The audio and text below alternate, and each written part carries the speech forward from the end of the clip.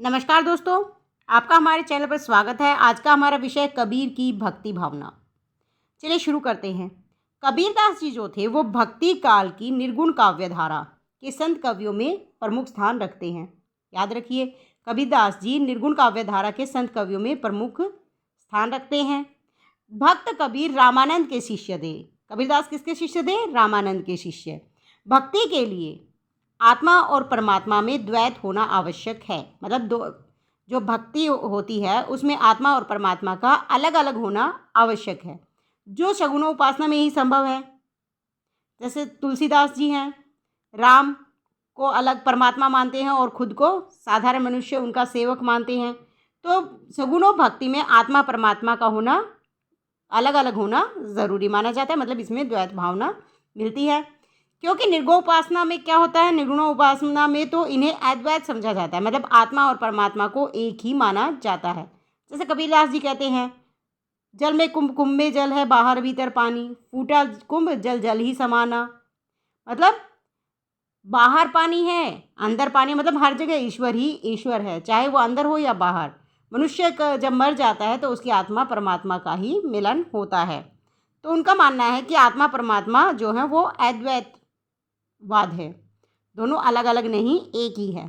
कबीर की भक्ति भावना सूर तुलसी जैसी नहीं है। कबीर यह स्वीकार करते हैं कि भव सागर से पार जाने का साधन भक्ति है।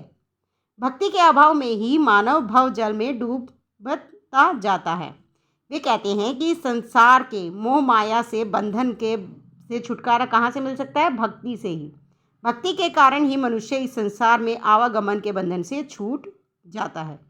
भक्ति बिन भोजली डूबत है रे। कबीर की भक्ति भावना का विवेचन इस प्रकार किया जा सकता है। सबसे पहले नाम स्मरण। कबीरदास जी ने अपने काव्य में नाम स्मरण पर बल दिया है।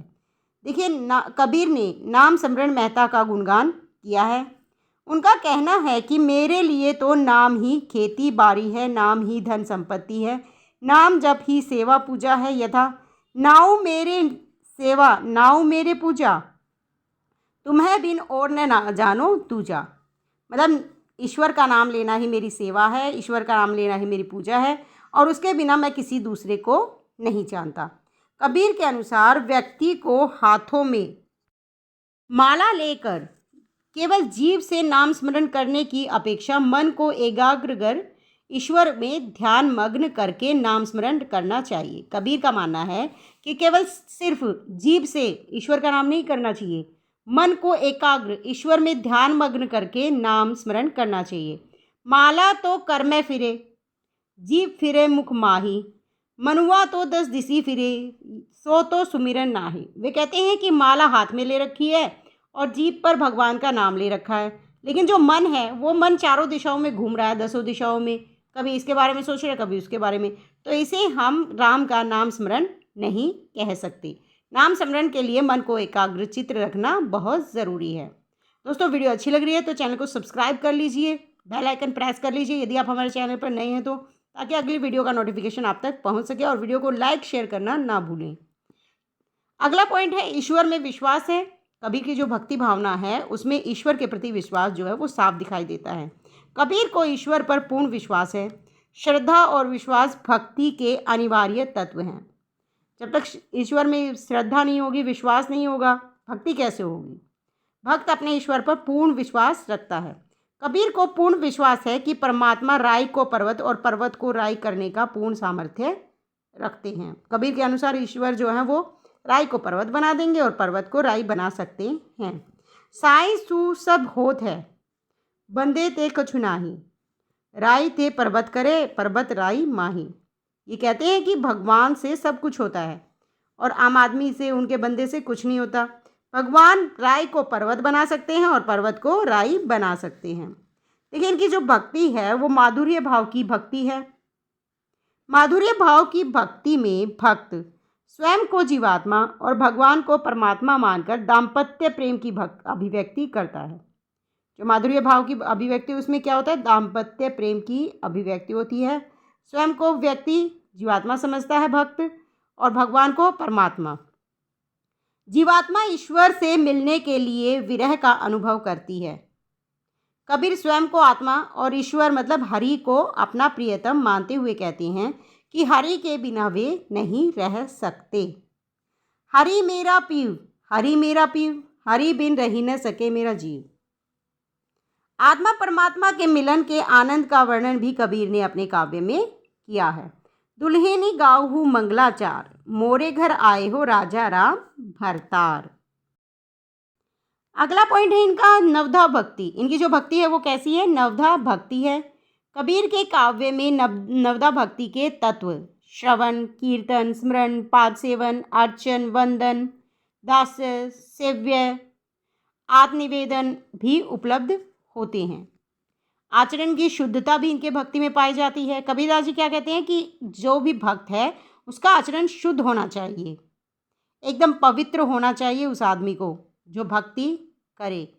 कबीर की भक्ति भावना आचरण की शुद्धता पर बल देती है। कबीर के अनुसार मनुष्य के विकारों का कारण कंचन और कामिनी है। कबीर मानते हैं कि जो नारी होती है वो सभी विकारों का कारण बनती है। मनुष्य को इनका त्याग करके ही ज्ञान एवं मुक्ति मिल सकती है। किनका त्याग करके ज्ञान और मुक्ति मिलेगी? कंचन और कामिनी का। कबीर का मानना है कि जब तक मन में काम, क्रोध, लोभ, मोह, ईर्ष्या, द्वेष आदि विकार भरे होते हैं तब तक हृदय में भगवान की भक्ति नहीं आ सकती। तो भक्ति के लिए हमें काम, क्रोध, लोभ, मोह, ईर्ष्या, द्वेष इन सबको क्या करना होगा? त्यागना होगा। भक्ति पथ के पथिक को कपट त्यागना पड़ता है। जब तक मन में कपट होगा भक्ति आदमी नहीं कर सकता। कपट की भक्ति करे जिन कोई, अंत की बेर बहुत दुख होई। मतलब जो आदमी अपने मन में कपट लेकर भक्ति करता है उसे बहुत दुख का सामना करना पड़ सकता है। दास्य भाव की भक्ति है। कबीर की जो भक्ति है वो कैसी है? दास्य भाव की भक्ति। जो दास्य भाव की भक्ति होती है उसमें दोस्तों जो भक्त होता है वो स्वयं को भगवान का दास समझता है, सेवक समझता है। कबीर की भक्ति तुलसी की भक्ति की तरह दास्य भाव की भक्ति है। वे प्रभु को स्वामी और स्वयं को दास सेवक कहते हैं। मतलब ईश्वर को क्या कहते हैं कि वो उनके स्वामी हैं और वे ईश्वर के सेवक हैं, दास हैं। जो सुख प्रभु गोविंद की सेवा, सो सुख राज न लहियो। कबीरदास जी कहते हैं कि जो सुख अपने गोविंद की सेवा करने में मिलता है वो किसी राज करने में भी वह सुख हमें नहीं मिलता। कबीर निर्गुण मार्गी हैं परंतु उनकी जो भक्ति है वो कैसी है? दास्य भाव की भक्ति है। वैराग्य भावना है। वैराग्य क्या होता है? इसमें आदमी जो है जीवन के सुख दुख के प्रति निरस हो जाता है। मतलब समाज में तो रहता है लेकिन वो सब चीज़ों से मन को हटा लेता है, काम करता है लेकिन उनके प्रति उसका मोह नहीं रहता, सिर्फ ईश्वर में उसकी भावना, ईश्वर भक्ति में लीन हो जाती है। कबीर की मान्यता है कि जब तक वैराग्य भावना जागृत नहीं होती तब तक भक्ति भावना जागाना संभव नहीं है। कबीर संसार के रिश्ते नातों को क्षणभंगुर मानते हैं। सारे संबंध स्वार्थ में हैं। कबीर कहते हैं कि जितने भी रिश्ते नाते हैं, जितने भी संबंध हैं वो अपने स्वार्थ के कारण हैं। ऐसा कहकर कबीर वैराग्य जगाने का प्रयास करते हैं। देखिए वो क्या कहते हैं? काकी माता पिता कहूँ काको, कौन पुरुष की जोई, घट फूटे कोऊ बात ने पूछे, काढ़ू काढ़ू होई। निष्कर्षतः कहा जा सकता है कि कबीर एक सच्चे भक्त थे। भक्तिहीन जीवन को वे व्यर्थ मानते थे। उनका कहना है कि भक्ति नहीं करता, जो आदमी भक्ति नहीं करता वह बार बार जन्म लेकर संसार में आता जाता रहता है और दुखी होता रहता है। भक्तिहीन जीवन कछु नाही, उत्पत्ति प्रलय बहुरी समाही। उनका कहना है कि भक्ति के बिना जीवन कुछ नहीं है। निश्चय ही कबीर उच्च कोटि के भक्त हैं।